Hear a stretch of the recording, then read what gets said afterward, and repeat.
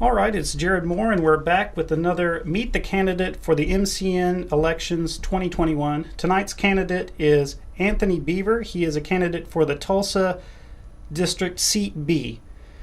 Mr. Beaver, thanks for joining us tonight, and tell me a little bit about yourself and why you're running in this race. Sure. Well, first of all, appreciate Mvskoke Media for the invite and hosting the candidate. Get to know the candidate forum here. My name is Anthony Beaver. I am running for Tulsa District Seat B. I am New Yorker and I am WinClan. I'm originally from the Okmulgee area. I now live in Glenpool. I am an alumni of Tahlequah Indian High School, Rogers State University, where I obtained my corporate communications degree, and the University of Oklahoma, where I obtained my Master of Legal Studies degree in Indigenous Peoples Law. That said, I'm also the chair of the Johnson O'Malley program for Jinx Public Schools, the parent committee there, and the vice chair for our Title VI committee as well. I have been an employee of the tribe for the Citizenship Department since 2012 as an enrollment specialist. And again, one of the main reasons that I wanted to decide to take on this opportunity to run for tribal council is because I see the need that is out there for citizens that I'm involved in with the community, from the ceremonial grounds on the cultural side and from the tribal government side as well. That said, again, Mado and everyone, welcome, especially to my all the citizens, and in particular our Yuchi people, Mado and Sanley Kayasta. I believe that's how you say it correctly. Yeah, I think that's right. I've been practicing for my Yuchi people out there. Well, and I want to say to those same viewers, if you guys have a question for Mr. Beaver, just pop it into the chat. I'm going to go on with my questions while we're waiting. The first question is, right now you're running against the incumbent, who is Lucian Tiger III. Could you kind of compare and contrast yourself with him, or why should somebody vote for you over the incumbent?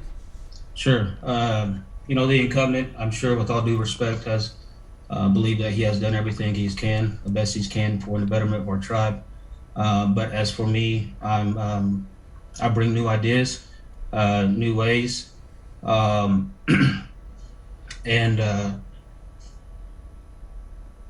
as I started to think about why I wanted to run for council, I thought about all of our elders that has made it possible for us to even be here. I think about our children that are here with us, and I think about our future generations. I not only would I be if elected, your representative on the tribal government side, but I'll still be in the community. I'll still be there with you in regards to for in particular our ceremonial grounds. I'll still be out there. I'll still be there to help, and when we go visit our Bika or Ogiobova, any other grounds that I'm seen at and sent with New Yorker. And so, like I said, all due respect to the incumbent, like I said, I bring youth, I bring new ideas, and I look forward to the future with you all if elected. Okay, we've had a couple of questions pop up here in the chat while you were speaking. The first one is, how would you expand on programs like elder or youth services? Great question. Actually, this question keeps being brought up, and it's because it's a need. It's an important topic for citizens out there. I'm in the middle. I know in regards to youth services, we have a youth services program. We do need to sit down with them and see what we can do to enhance and expand that program, as well as our elder services program. But in particular, the youth services has paid for my son's fee for sports, in particular football now. And it's only due to, I believe it's called the Opportunity Grant. We can definitely enhance, because all our kids play multiple sports year round. And so in regards to whatever sport they may be, we can definitely see what's needed, what we can do to pay for all their sports, all the entry fees. We have great athletes out there that financial is the hurdle that they cannot get over. And so if we can help in that, regards, I think that'll be a plus. One of my campaign highlights, I guess, so to speak, that I speak about is our educational system as well, in particular regarding our youth, of establishing a K through 12 educational school system that focuses on our Mvskoke language first and our Yuchi language first and English second. Furthermore, regarding elder services, I know there's a lawn program that goes and cuts their lawn for them. There's a winter program services that, gives them wood, et cetera, whatever they may be. But we need to sit down with them as well and see what we can do to expand and enhance that department. And in particular, I'd like to see one of the topics that keeps brought up is that elders don't have access to the internet. They don't know how to use a computer. They more or less don't even have at times transportation. So we can, I see it as high speed broadband throughout the whole nation, in particular for our elder services, even helping them with renewable energy with solar panels. When we had this big ice storm, a lot of people had electricity go out. If we had solar panels, that could be the backup, the plan B, or more or less turn into plan A, and it'd be the norm. So, but yeah, definitely big on pro youth services and elder services. Okay, the next question is, would you support legislation to give citizens and employees the right to collectively bargain and be represented by labor unions? No. The reason why I say that is because we don't need a labor union. What we need to do is focus on employee protection.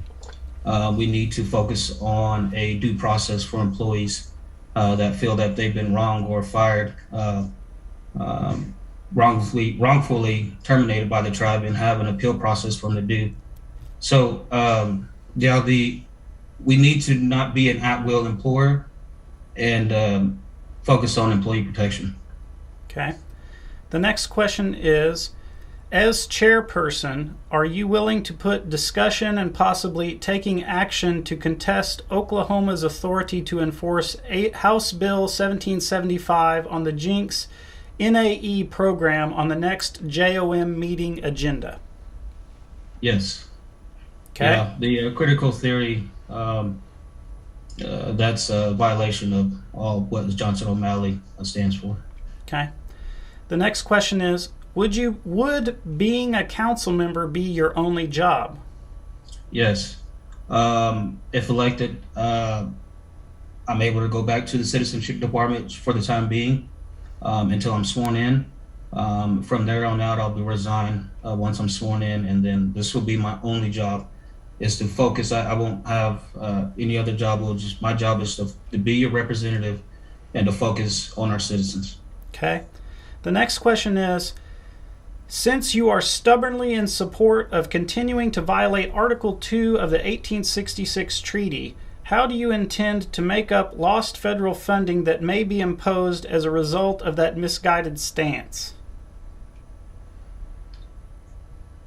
I've always said that our housing, in regards to, in particular, that is speaking of, I'm assuming it's NASDA funding, the federal funds for our housing program. But the tribe can incorporate and mimic that same program and do a better job at it. If elected as your next Tulsa CB representative, I'll take an oath to uphold the Constitution and the laws of the Mvskoke Nation, and that's what I plan to do. My platform is not to change the Constitution. Okay. Here's the next question. How does working in the citizenship office help you in your role as council rep? Sure. Since 2012, I've been engaged with citizens on a daily basis, whether in person or on the phone. The citizenship office has, helped me, molded me to where I'm at today. Like I said, from as an enrollment specialist, I review lineages for those eligible to be issued citizenship with the tribe. Review applications, family lineages, doing research, gathering U.S. Census. That has helped me understand the Constitution. That has helped me follow tribal code and follow the citizenship policies and procedures. So the citizenship office has definitely given me a plus, and I will take that with me if elected as your representative to continue that citizen relation. Okay, here's the next question. The name Beaver appears on the Tulsa Association of Pioneers Monument in Tulsa's Owen Park. Are these your direct ancestors? I'm not sure. I don't believe so. Never haven't heard of that, so I don't. All right. Who knows? I'm not familiar with it either. So, but we'll say you're saying no for now. All right. Yeah. While I'm waiting on the chat to give me another question, I'm going to go on down to my questions. What's your opinion on the government's response to COVID? Has it been too little? Should it be more? Or has it been too much? What do you think? That's a touchy subject because I've been to so many funerals regarding COVID, and we lost so many elders, and we see it today with it affecting directly our youth now. Mm-hmm. School is starting to close. So in regards to our response to the COVID, we haven't done enough. We have not done enough. I believe the tribe opened up prematurely recently by ending the the state of the nation emergency. We have done good. Don't get me wrong. We're doing all we can. It's all new. It's something that's never, it's a pandemic. So, with the, plus of mobile vaccinations, open vaccination, not only to citizens, but to all of our neighbors that are non-Indians as well. But yes, in particular, they've given the incentives for the employees, or will be $500, and encouraging basically, we'll pay you to get vaccinated. As well, we'll be doing the same with the citizens as well. So we've done a good job, but we definitely can do better, and I wanted to see it do better because, the health of our people is at stake here. Okay, we've had some questions pop up. Just a second, guys. Talking about COVID. Excuse me. Sorry. The first question here is, you've mentioned at a forum giving language back to the youth through an immersion school. Can you touch on that? Sure. I've started, as soon as I started having kids of my own, I was seeing they were missing out on what belongs to them. And if the tribe has the means to give back what belongs to our children, which is our language, then we should go above and beyond to do so. Money shouldn't be an issue. Whether that's our, Mvskoke speaking or our Yuchi speaking people as well. I visit the Cherokee Emergent School, and what they've told me, they put in legislation through their council. They applied for grants, and their tribal, the Cherokee Nation has funded them more than enough. They basically flipped your state educational school system, or your normal educational school system that we all grown up in, and flipped it just into Cherokee, which we can do the same. I do know we have Head Start programs which do teach the language to a point, but it's not it's not the center. It's not an immersion. You have to understand that full immersion, and particularly won't happen until the kids that go through this K-12 educational school system will start having their own kids, and that's when you start seeing full immersion, because it needs to start. We have to do something. Our language is being lost, and if we can get back our language, that's our identity. That's who we are, and I'd love to see our council meetings be in our language. I'd love to see Mvskoke Media be in our language. I'd love to see anything we can do to be who we are. And I imagine we have a college already. We have the Head Starts. If we can fill in the in-between, I think we'll be good for generations to come. And I think we'll do our ancestors proud to knowing that maybe one day that we wake up back in our own country and speaking our languages. Okay, I'm going to move on down here. In your previous experience, do you have any current or working relationship with current Tulsa County or city officials? No, I do not. Okay. The next question is, I hear a lot of candidates say they want to help at-large citizens, but do you have any specific plans to help at-large citizens? Sure. I touched on that and spoken about the at-large liaison department. I believe, I don't know, I know there's one person that, I don't know how many in particular the employees that are in there. But if we can expand and enhance that department, and then a lot of the at-large citizens speak on their needing basic necessities, housing, food, education, health services, etc. We can help with all of that. If we can expand and enhance our at-large liaison department, I think that'll be a good start. Funding that better, and because that's what it's for. It's for at-large citizens to contact to help them, guide them through the tribal government and the federal side of what they're eligible for and what they regards to tribal monies and federal monies. So I'm all pro at-large. I have a lot of at-large families and friends. We have, if you're at-large when you ride across the jurisdiction. So whether it be right here in Oklahoma or the #1 state with at-large citizens in California, followed by Texas. So I'm all there when it comes to at-large citizens and expanding and enhancing their services. Anything that we can do, and a lot of it was the communication. How they don't know. You may answer this question of, is the Mvskoke Media newspaper just issued just once a month? I think it's bi-monthly now, so twice a month. Okay. Yeah. So I've always told them we need to sit down our communications department, in particular Mvskoke Media, or public relations, everyone that has communication with the citizens, and figure out how can we do better. Okay. The next question is, did you seek the consent of the parent committees you represent before using your title and publicizing the endorsement of the Jinx NAE coordinator, who is not Mvskoke, required by your bylaws? Did I seek the consent? Was that the... Yeah, I'll read it again. I'm not familiar.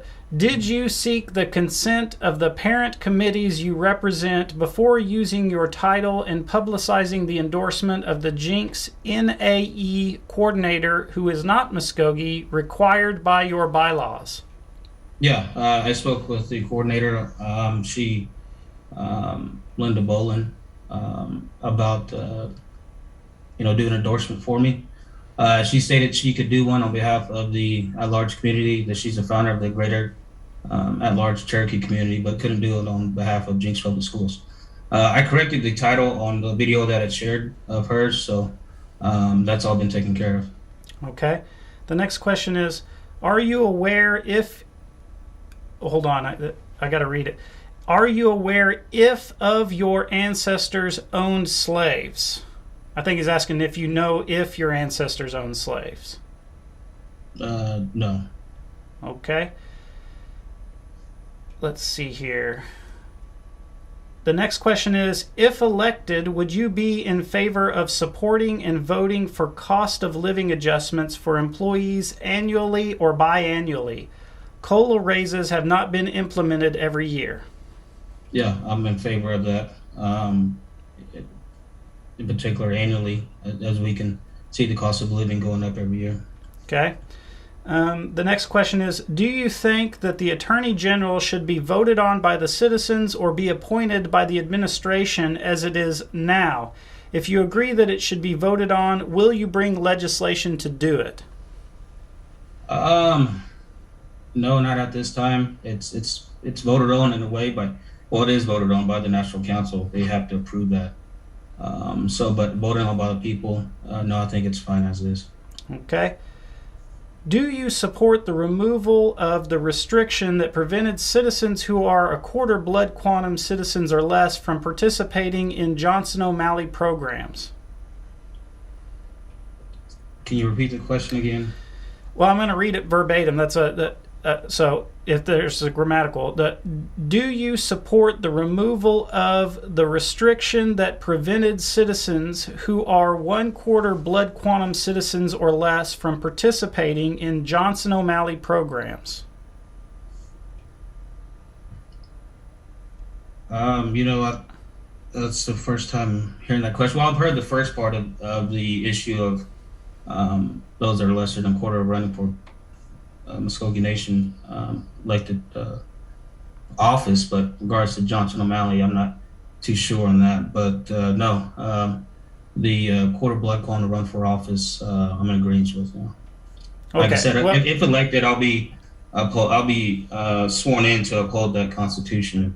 Right. I don't think he was asking. Question's already been, right. It's already been, I don't think that. Well, the question wasn't asking about the running for office at Creek Nation. It was just about Johnson O'Malley. So T.Y. Pearl, and if you want to refine that question a little bit, I'm going to go on down to the next question.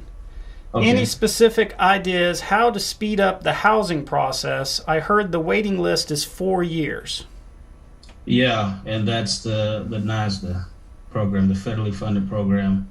That is a long wait list. Like I said, we can mimic that same program on the tribal side with tribal monies, and we can create new Mvskoke home communities. You can drive by everywhere, and all these communities being built, and I imagine that for our own people. All these apartment buildings being built, and I imagine that for our own people. So yes, okay, that'll be one of the ways to speed up the housing issue. Okay, here's the next question. Minimum wage was raised to $10 an hour in 2008-2009. It has not been raised since. Are you in favor or against raising minimum wage for the Mvskoke Creek Nation? Yes, I'm in favor of doing so. Okay. All right, I'm going to go on down to my next question while I wait for the chat to bring me another question. And we are at 6:21, so we got about 9 minutes left. So any other questions that you guys got, try to get them into the chat. We've just had someone ask you to speak on your platform. We'll get to that in just a minute. I want to give that time to you, though, before we wrap. I just had a couple more questions I wanted to chat with you about. We've seen the state of Oklahoma's AG is trying to challenge the reservation status for the tribe and even possibly get the United States Supreme Court to try to reverse their ruling. What do you think you could do as a councilman to try to help combat them, to fight that fight? Right. Yeah.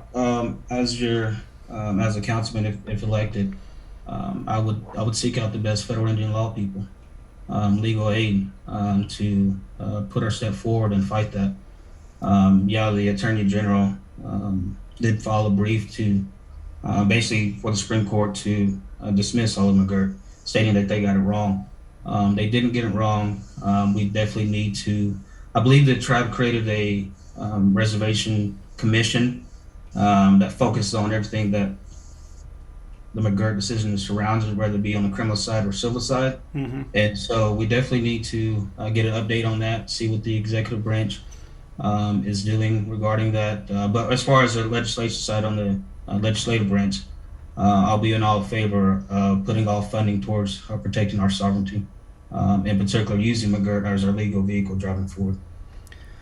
I got one more question on my list, and then we've had some questions pop up, and we'll go to the chat. My last question, though, would be, what's your opinion on citizens paying state taxes if they live on the reservation?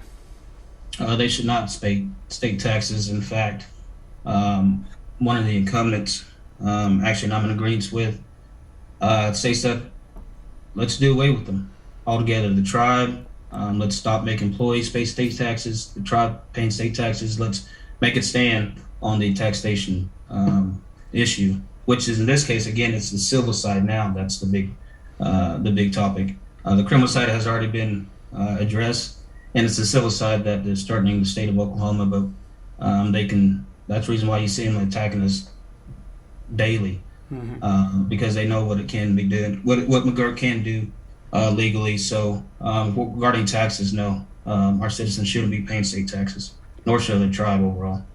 Okay. Now I'm going to start going into these chat questions we've had pop up. We've had two questions that are very similar. One of them is, can you speak briefly on your platform you're running on? And then another one is, what made you decide to run for national council? You want to field both of those, is basically kind of like the same answer. Yeah. So, my platform, the first order of business for me, like I said, is the language immersion school. We have to do something about it. We have to do something about our Mvskoke. The tribe now produces 0 speakers, 0. And unless there's a child out there that I haven't heard of, please, correct me if I'm wrong. But if we have the means, like I said, and the money shouldn't be an issue, we should create our own educational school system, teaching our own children our own history, their language, and English being second, as well as for our Yuchi people as well. That has been what has also the reason why I am running for national council, because, I don't see anything being done about it. There's been talks about it, but nothing's being done. It's almost like the same movie being replayed over and over and over. And I think for me, let's just say that I wasn't running. Would you hear about an emergency school? Would anything be being done about it? And then once, if elected, that's when the real work begins, because language is very, very, very important. And like I said, if that belongs to our children, and we need to give what belongs to them, we should be able to, if we can give it back, then we should do it. But the language, culture, like I said, McGirt is a big issue. Elder services, youth services. I know a lot of candidates, the platform goes on because all of these topics are very important.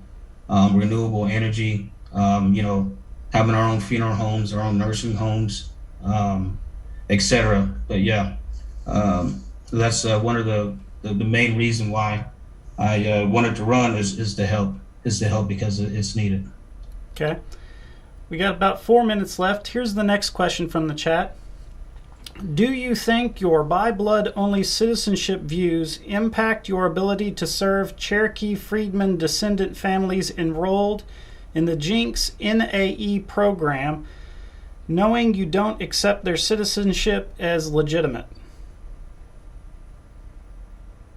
I'll pass on that question. Okay. And I would tell the chat too, let's try to focus on the election, the issues for the Creek Nation, and any other outside stuff. You can get in touch with the candidate through the information that's been published, the contact information for the candidate. Well, I wanted to ask you a little bit about what you were talking about with the language, because this just from my point of view. Mm-hmm. One of the things we saw happen with the Cherokee language program was, they got a form of standardization, because when they were developing their Cherokee language app, they sent mm-hmm. guys into the community and got all of the community groups to sign off on all of the pronunciations and everything that they used in that, right? Do you think that that's something that the Creek Nation needs to do? Because that's one of the issues that I see a lot of, is that we don't really have a formal standardization. Right. Yeah, that's definitely something we have to do. I know there's different dialects in the Mvskoke language depending on where you're from. I'm not, like I said, our neighbors to the north here are Yuchi people as well. But yeah, there isn't no, this is the correct way to spell something, or this is the mm-hmm. correct way to spell something, or this is the correct, some people want to use a alphabet, others don't. We don't need it, type thing. And so there definitely needs to be some kind of, there definitely needs to be meeting with our language speakers and set in stone language curriculum, so to speak, so our future speakers can go off of that. So yes. Okay.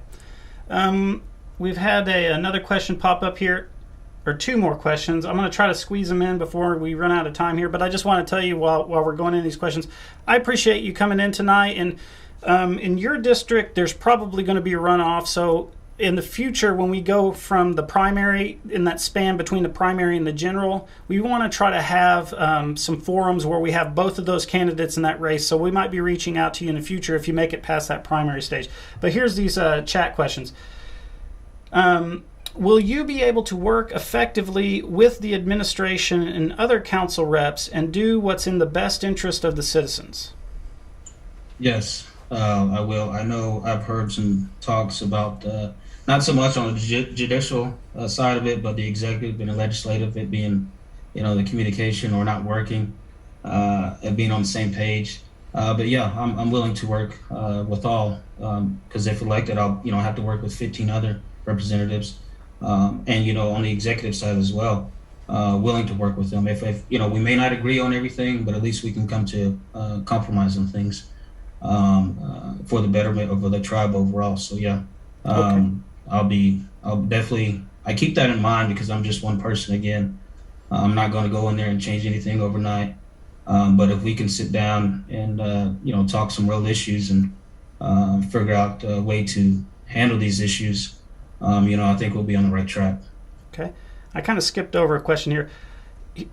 Here's the question. Are we a nation or a race? Is an Indian defined as a racial or political subdivision?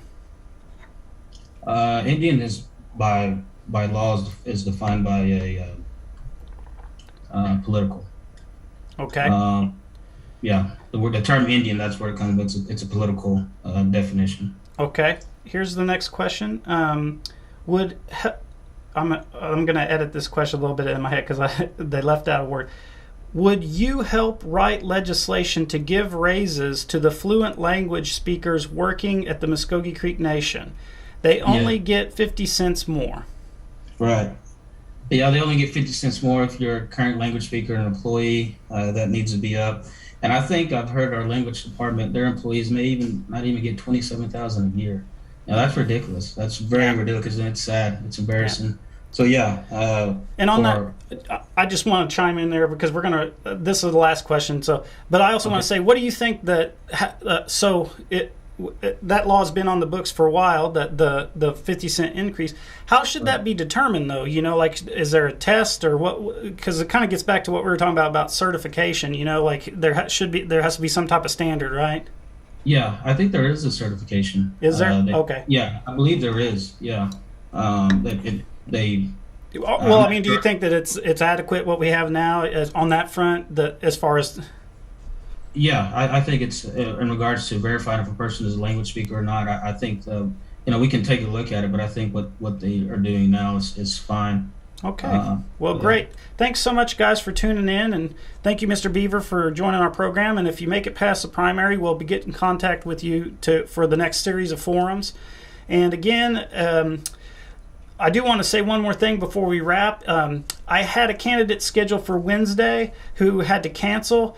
But we do have that candidate rescheduled for us in September. So we haven't lost a guy, but I know earlier in the week I was telling the audience we're going to have somebody every day this week, and then we missed yesterday. So, but that was a candidate that had something come up and they couldn't do it. So, but we do have them rescheduled. So thanks so much, guys, for tuning in. And is there anything that you'd like to add before we get out of here that we didn't cover already? Like I said, I appreciate the invitation, Mvskoke Media. You guys are doing a wonderful job.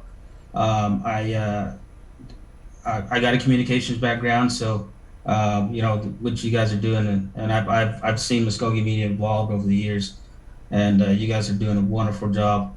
And like I said, it's been good. Mado, Sanley, Kaya Asta, to my YouTube people out there.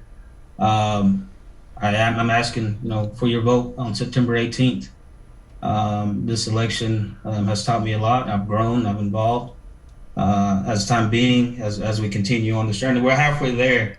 So it's exciting. It's nervous at the same time. But again, appreciate it. Everyone, stay safe, take care, and Beaver for Tulsa. Mado.